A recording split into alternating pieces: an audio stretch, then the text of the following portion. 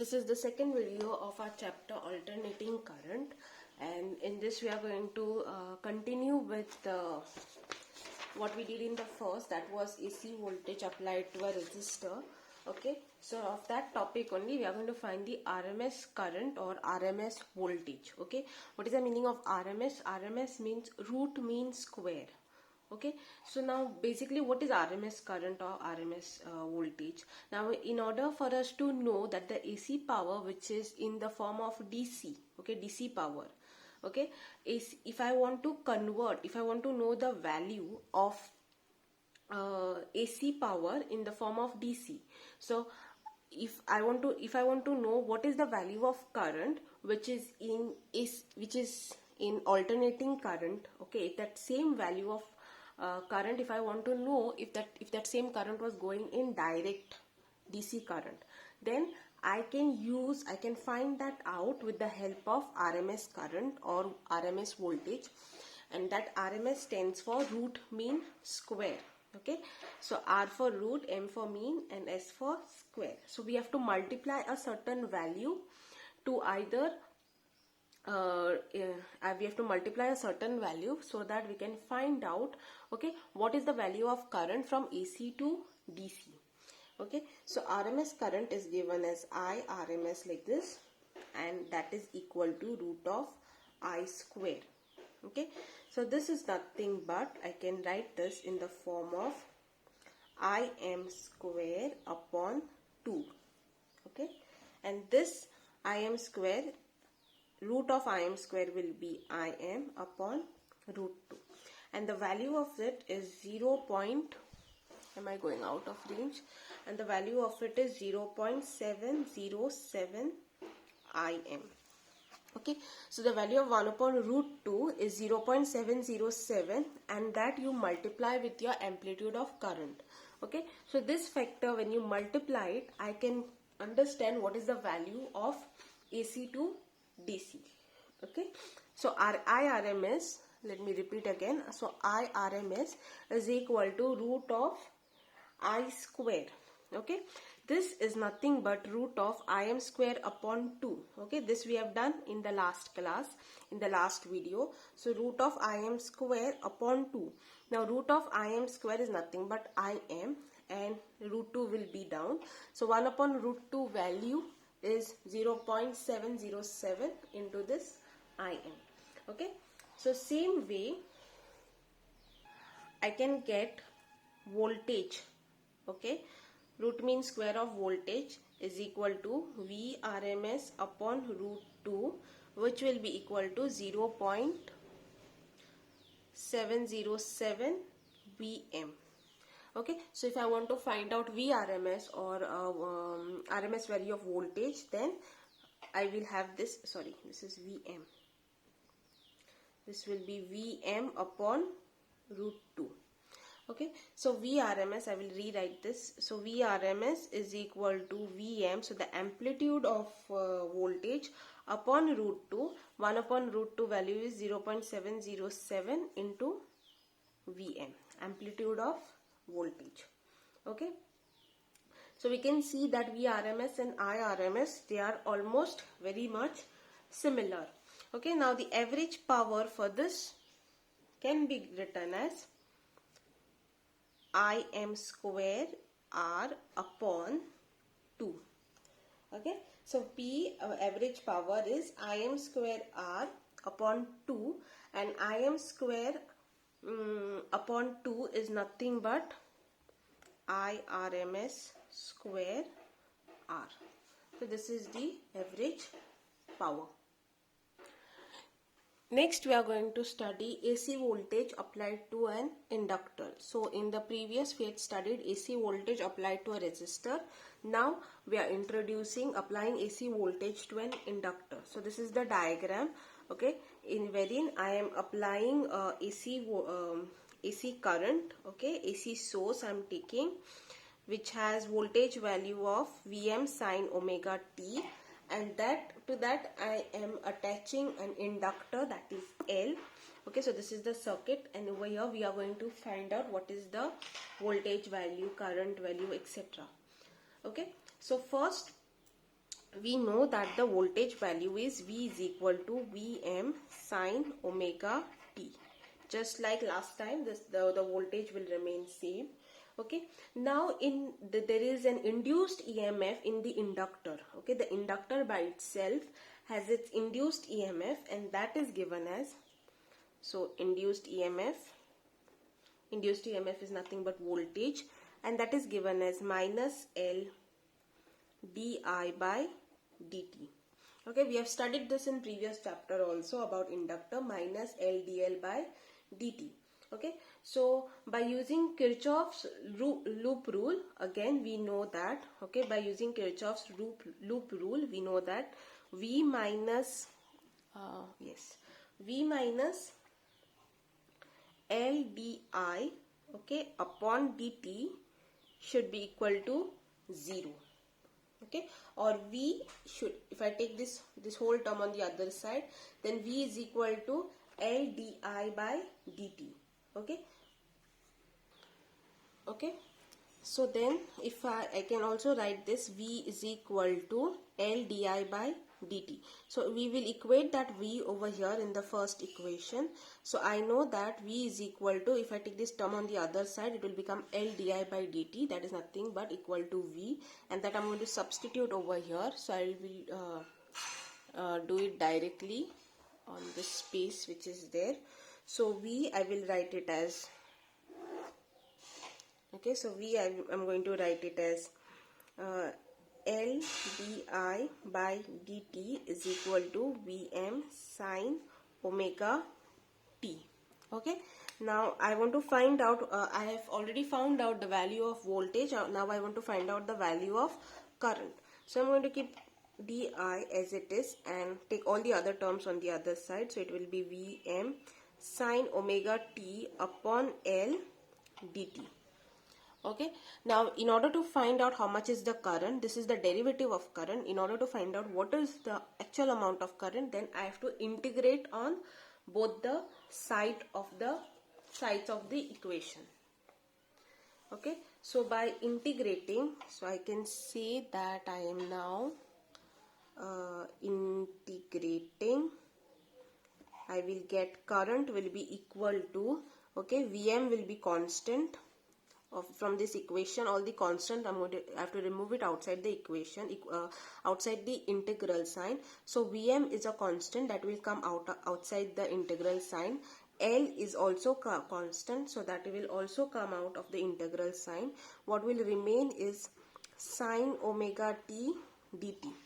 So these are the things that are going to remain inside the integral. So now I have written it again. So I is equal to Vm upon L integral of sine omega t dt. Okay, so integral of sine omega t, okay, we have to integrate for this part.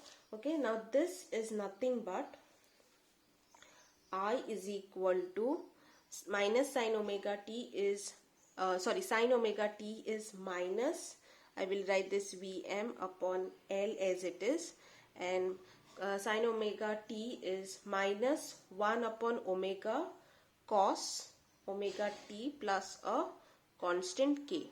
Okay, so 1 upon omega, which is there, that omega I will put in the denominator. So what is sine omega t? Sine omega t is minus 1 upon omega cos omega t plus k. So this is the formula. Okay, here in this, the value of this k, constant k, is equal to 0. Okay, now there's another formula that we can integrate, we can simplify this with, is minus cos omega t is equal to sine of omega t minus pi by 2.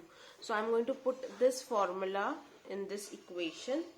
Okay, so what will happen, what I will get is I is equal to, so this I is equal to minus I is equal to Vm, sorry, not minus, so it will be Vm upon omega L sine of omega t minus pi by 2.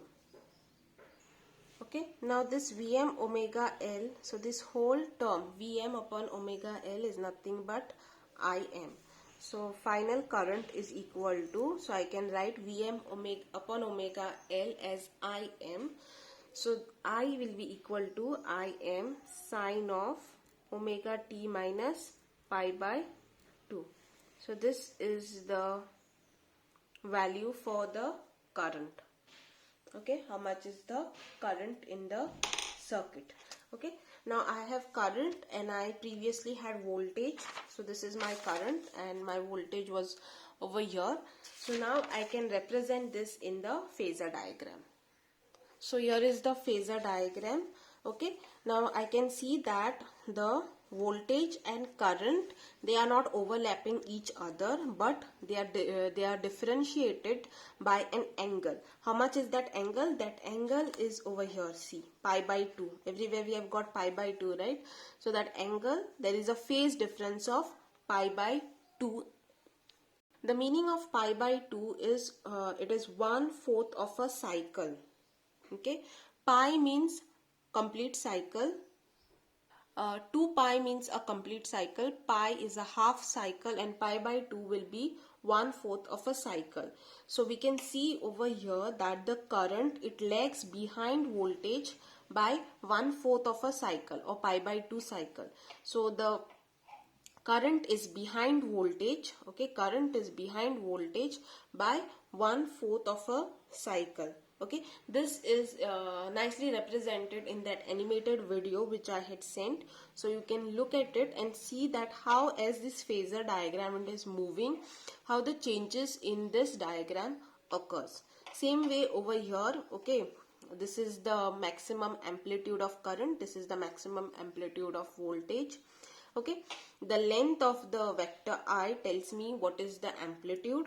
The length of vector V is telling me what is the maximum amplitude of voltage. This tells me the maximum amplitude of current. Okay, and the angle between them is the, how much angle is there. So over here from the derivation we have seen that the angle is pi by 2, that is 1/4 of a cycle. Okay, so what is happening is that the voltage is reaching its peak amplitude first, and after t by 4, after 1/4 of time period, okay, the current will reach maximum amplitude. Okay, so the period is t by 4. The time period lagging between the voltage and current is pi by 2 or t by 4. T by 4 means 1/4 of a cycle. Okay, now we are going to understand the inductive reactance, that is the resistance offered by the inductor in the same circuit. Okay, so we had our equation 2. In our equation 2 we had seen that Im is equal to Vm upon omega L. Okay, so this is what we had seen in the second equation previously. Now from this omega L which is there, this omega L is nothing but inductive reactance, and that is represented by XL. So what is this XL? XL means inductive reactance. Okay, XL is inductive reactance is represented by this formula XL. And how much is that XL? That XL is this omega L of the denominator. Okay, now XL is equal to omega L. Omega is the angular frequency. Now angular frequency in terms of linear frequency is given as 2 pi nu. Okay, 2 pi the frequency, okay, into this L. So XL can also be written as 2 pi nu L. So the peak value of alternating current can be written as, so the peak value, this value of the alternating current can be written as Im is equal to Vm upon omega L, can be written as XL, and this also can be written as Vm upon XL is nothing but 2 pi nu L. Okay, so all these formulas are important for you in your numericals. Okay, now when the current is direct, that means there is no frequency. Okay, so when there is a DC current or when the current is direct, there is no frequency. So frequency is equal to 0, and therefore if frequency is 0, okay, if nu is 0, so this entire term becomes 0, XL becomes, okay, 0. Whereas in AC current, this XL, it has a certain value because there is a certain amount of angular, non-zero angular frequency. Okay, next is power supplied to an inductor. So power supplied to an inductor, the formula for power of an inductor is equal to current into voltage. So now we'll have to write the formula for current and voltage. So PL will be, current is Im sine omega t minus pi by 2, that this is the formula for current, and voltage it is Vm sine omega t. Okay, so these two things, now we have to multiply them. Sine omega t minus pi by 2, this is nothing but minus cos omega t, and there is Im over here. So sine omega t minus pi by 2, there is a formula for this, trigonometric formula. Sine omega t minus pi by 2 is minus cos omega t, which is, this is nothing but sine theta minus pi by 2 is minus cos theta. Okay, that is the formula that I have used. And then on the other side it is Vm sine omega t. Okay, then you take this formula, sine 2 theta is equal to 2 sine theta cos theta. Okay, this trigonometric formula you take and you simplify this equation. Okay, so when you do this, okay, you take this formula, 2 sine theta is equal to 2 sine theta cos theta. Okay, sine 2 theta is equal to 2 sine theta cos theta. I have cos theta over here, I have sine theta over here. Okay, so sine theta cos theta I have over here, I have to get sine 2 theta. Okay, what you don't have is this 2. Okay, so this you have to rearrange. I am not going to do each and every step. Okay, this you have to rearrange and get the answer. So the final answer over here I will get, okay, after substituting 2 sine theta cos theta will be minus Im Vm sine 2 omega t upon 2. This is after simplification. Okay, so therefore the average power in the inductor will be minus Im Vm, okay, 2 sine omega t upon 2. Okay, this I will get, sorry, it was not 2 sine omega t, it was sine 2 omega t. Okay, there was a slight mistake over here. Okay, so it will be sine 2 omega t upon 2. So in the next step what I'm going to do is I'm going to remove this denominator outside this equation. So PL will be equal to minus Im Vm divided by 2. So this I have taken outside, and sine 2 omega t is inside, and this is nothing but the average, and the value of this entire thing becomes 0. What it means that is that average value of sine 2 omega t, okay, over one complete cycle, it becomes 0. The power supply, okay, that is the power that is supplied to an inductor over one complete cycle becomes 0. That is what it tells us in this equation.